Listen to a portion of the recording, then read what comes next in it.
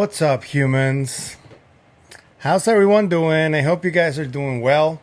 It's been a wild last 24 hours. I've been talking to a lot of people. I got my day job's schedule changed without my consent, but I'll work through it while this takes off. On the bright side, I will get to go to the gym on the mornings, so that's good. I was thinking about starting to do that when I got more involved in this full time, because I kind of think that if I work out in the mornings, it's more beneficial for my body and my mind. So it gets me more clear head to think. So I guess it's not that bad, Well, this takes off, but today I have a kind of a little controversial topic to talk about. I want to talk about a group, or maybe two groups, of people who are scientists who I have talked about before in several of my videos. I have the photo evidence, I'm going to show it right now, of Mr. Jacques Vallée, Dr. Jacques Vallée, and Mr. John Keel. And on the far left, we have Andrea Puharich. I did a video about Andrea Puharich as well. But I haven't spoken directly about two groups and a third one that I just found out about. The first one is the Invisible College.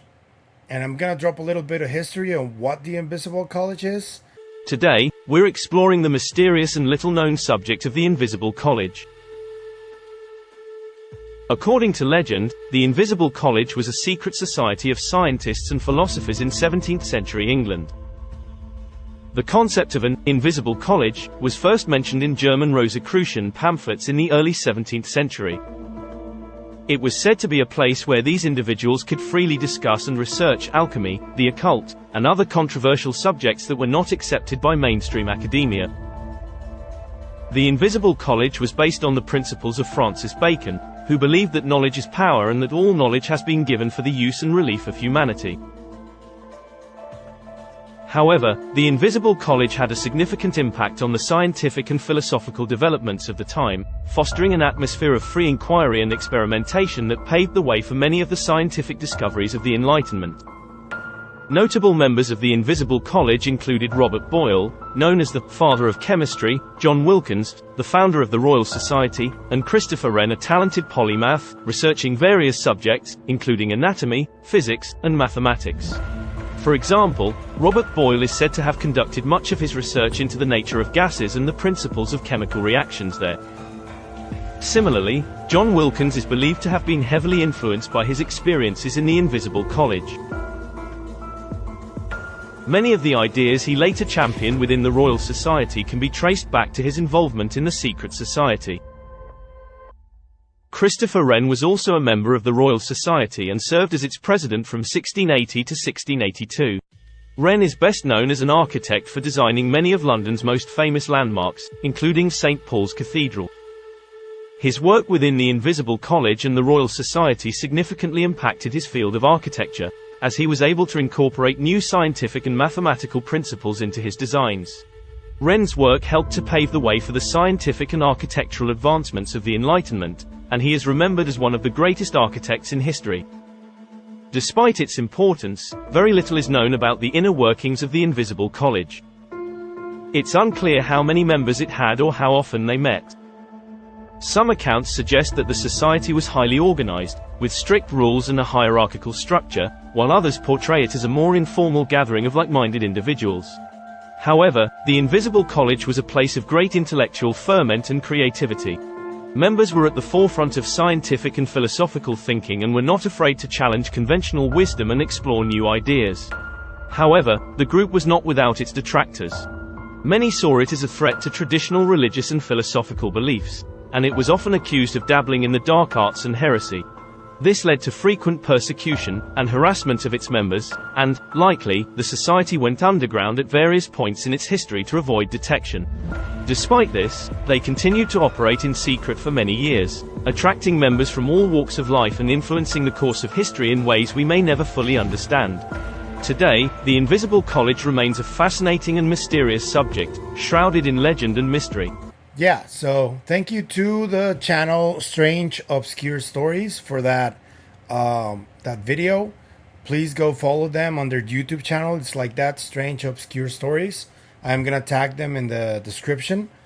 But that's just for history, right? Because when Dr. J. Allen Hynek, who is famously used to be the director of Project Blue Book, he was the one who revived the concept of the Invisible College alongside, you guessed it, Dr. Jacques Vallée. When Dr. Jacques Vallée was on Joe Rogan, after that interview, Rogan specifically said that it was very difficult to speak to Dr. Vallée because he's very cryptic when he talks about anything. And I happen to agree. If he's part of this Invisible College, that means that he knows a lot of stuff that he can't talk about. I know that this group has a noble purpose in mind. I know that they want to keep all the research a secret and away from the media. But this is a message to all of them. I think that if we really want for all of the world to get this message and to make the phenomenon more mainstream for people so they know what's going on, I think that many aspects of this Invisible College need to change by definition, because I believe that much of the information that they have needs to be shared with the rest of the human race. I get that maybe they don't want to share a lot of it because they don't feel that the majority of humanity is ready. But I think that sort of like a traumatic experience needs to happen to a large part of humanity in order to realize that we are living in a very strange reality. And I think that part of that is involves the Invisible College coming forward and talking about these things more openly and not being as secretive about it. The other group that I want to talk about is the Aviary, who they're famous. They're known in the science and the UFO phenomenon groups of research and study. Dr. Hal Puthoff is one of them. There was Andrea Pujarik, who used to be one of them. Kit Green. I am not sure if Dr. Eric Davis is part of them too. But this group is more academic. They also, I believe, have a lot of intermingling with the government and the agencies, three-letter agencies. If I'm wrong, please approach me, tell me where I'm wrong, so I can say what the truth is. This is only based on investigation that I've been doing on the periphery. I hope I can get to talk to both of them someday, both Dr. Puthoff and Dr. Vallée. I also obviously want to talk to Dr. Davis and Kit Green. But one of the reasons that I chose to do this video is because of this clip from Estimate of the Situation, which is brilliant. And I'm going to show it to you right now. That they heard from a friend of a friend, something that they saw with their own eyes and they think is... My buddy at work, he loves talking about UFOs.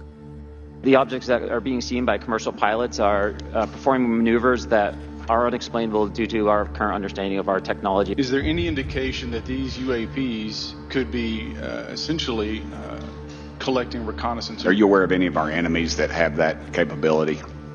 No. You know what he told me?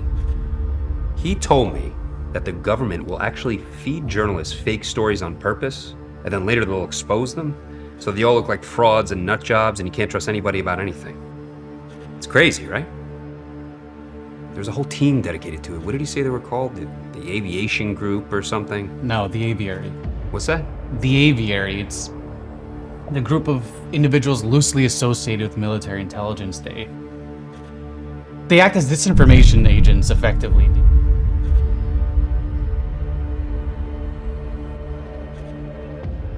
Yeah, so This concept of the aviary always trying to obfuscate information. This comes from the guys at Estimate of the Situation who do amazing work. If you're not following them or following their work, what the hell are you doing? First of all, go follow them. Go follow their work. They're one of the only media outlets, because comics are media too, that are telling the story as is, from documents and from real life events through graphic novels. So whatever you're doing, please follow the content they create. Tom, I had him on the channel, so thank you, Tom, for allowing me to use this video. But this is important because I want to tie it to a situation that is brewing right now, that I think there may be some involvement with some of these people, because they possibly believe that this case is either false, or the truth is too much to handle for a lot of people and it could cause societal disruption. I am obviously talking about the Nazca desiccated bodies. I am weary of these people getting involved. I wouldn't be surprised if they were, because I've known over the years that they want to keep the studies about this phenomenon and other phenomena as secret as possible, because that is the only way that they can get to the actual truth. And they believe that they are the most capable of getting to the truth through science and through research. And I agree with that. I do. But I think that if what the guys at Estimate of the Situation are correct, I think that if they are involved with this planting information to researchers or journalists like me, I think this has happened before many times. I know, and you guys already know the story of Rick Doty and the information he fed to journalist Linda Moulton Howe, who I think is a legend. We have to respect the trajectory she's gotten in the field. And I think that Mr. Jaime Maussan has been a victim of this kind of fuckery. I don't know if this aviary was responsible for that, but I can tell you with certainty that Mr. Maussan has been a victim of false information in the past. I believe multiple times. I believe that he's also been a little bit gullible in other occasions, but I do think that they've played him before. If that is also the case with this mummy's case, I just want them to know that there are multiple efforts, not just Mr. Maussan, who are trying to take this seriously. And if they, by any chance, are involved in any of this, or trying to get involved in any of this, I would ask them to approach the scientists who are investigating these bodies firsthand and have been investigating them for the longest time. I would advise them to approach them. If you guys have a language barrier problem, I'm here. I can help. Gonzalo Chavez can help. And there are many serious people who want to get to the truth that can help. I am not saying that the mummies are aliens or anything like that. I want to quote Dr. Gary Nolan again, because he's right. We can't jump the gun and say these are from another planet. We can't jump the gun and say these are cryptoterrestrials, although some of the evidence is suggesting that that may be the strongest hypothesis right now.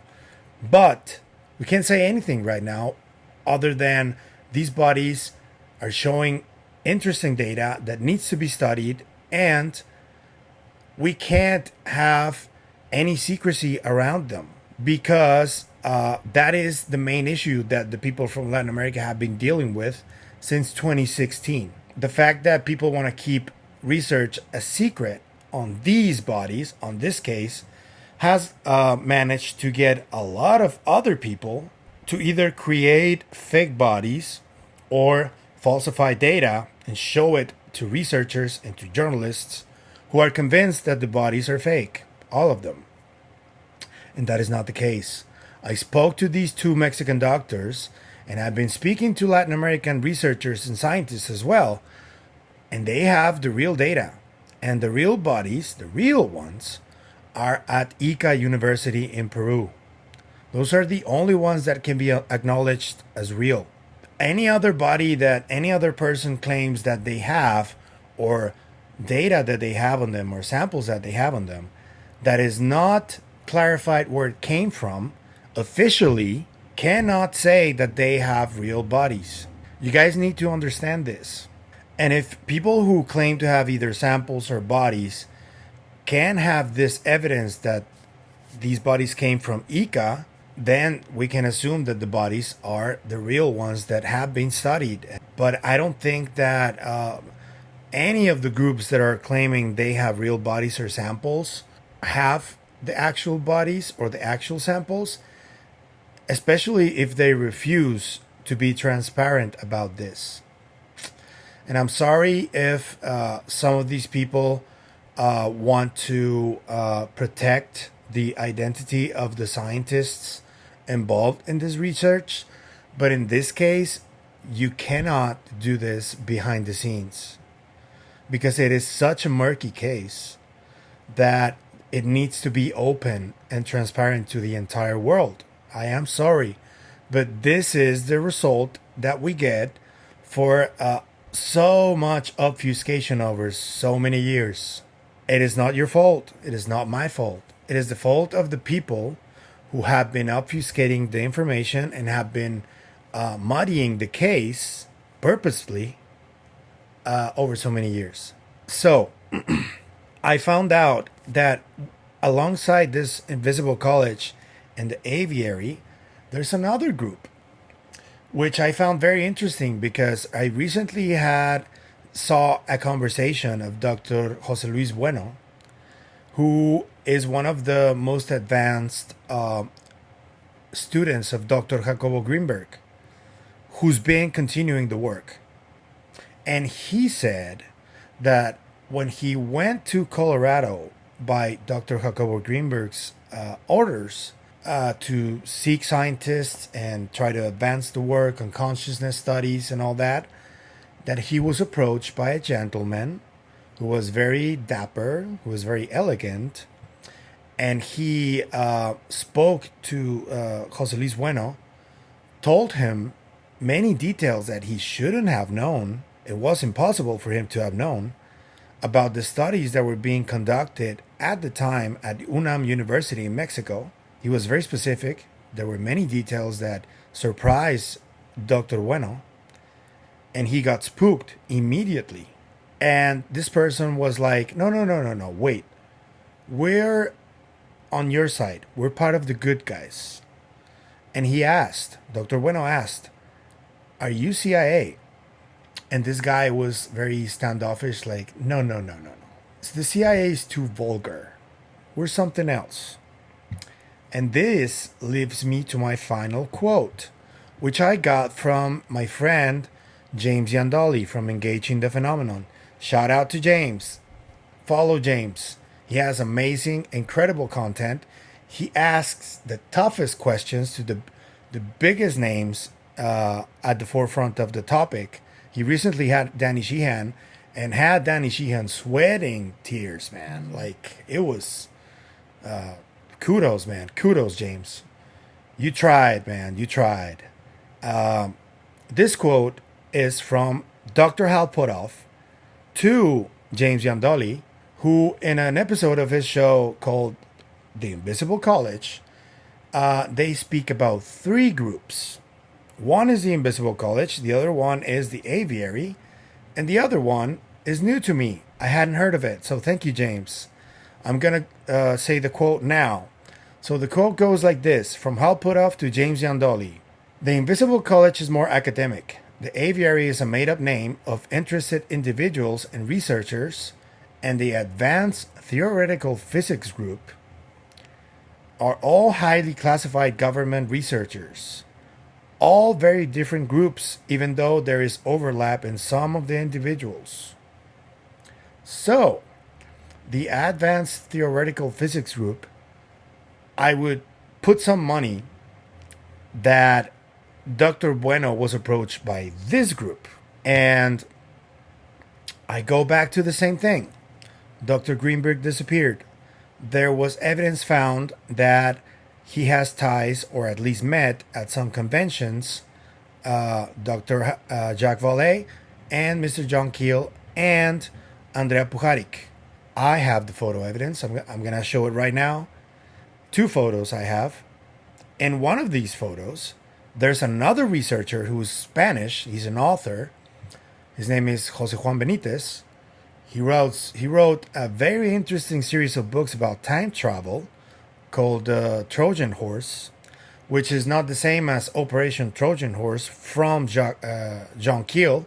This theoretical, advanced theoretical physics group is a new addition to my list that I'm going to be studying for the next many years, I think. And I'm going to try and find out what they do and if they know something about Dr. Grinberg's disappearance, and more importantly, his work, which I think needs more eyes on it. I think it needs a lot more mainstream media coverage on it, even though his disappearance is still very mysterious and it may get some people in trouble. I get that. But that doesn't mean that his work cannot be shown to the rest of the world, because I think it is a treasure to humanity, and it's very important. And I think it is going to help us reach that next stage in human evolution, which I also believe that Dr. Gary Nolan may have found some evidence of that next stage, physical evidence, which is the caudate putamen, the findings he had. And Mr. James Yandoli was also part of this discovery, so shout out James. So I guess my plea is, if you guys are thinking about getting your hands on this case of the mummies, please do it responsibly. Please approach the people that are investigating this firsthand. Please make sure that if you get a hold of any of these bodies, please make sure they come from the right place, make sure they're not the fake ones, and make sure the samples that you get are from the real bodies, from ICA. That's the only place where Dr. Salce and biologist Jose de la Cruz Rios are saying that the only place where the real bodies are stored.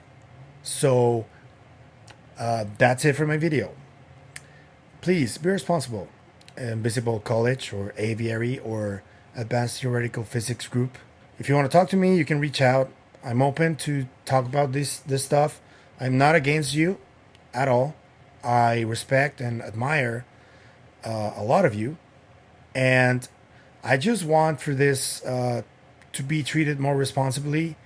And I also believe that since we're moving on to the more mainstream aspect with all of these topics, I think that there needs to be more professionalism in all of these fields, and ufology currently is suffering from a lack of it. And I think that we can work together to make it more professional. And please, before you come at me saying that only peer review and only this and only that, I think journalists are also professionals, and I think journalism is very important to the topic. You cannot live without it. There needs to be a communion between us. And I know that you guys pick the journalists you talk to. I get it. But many of them are already a little bit older. Many of them already died. There are a lot of new people, new blood that want to be involved, that are responsible, that create responsible content, serious content, and we just want to help. So yeah, that's it for my video today, guys. I hope you liked it. If you find value in the content, please consider subscribing. Please follow. Please share, comment, share it everywhere you want to share it. I think this is a very important one. If you want to support the channel in any other way, I'm going to leave links in the description. You know what to do. I am going to be evolving as time goes by, and I can add more ways in which you can support the show if you want. So stay tuned for that. But without further ado, until next time, bye.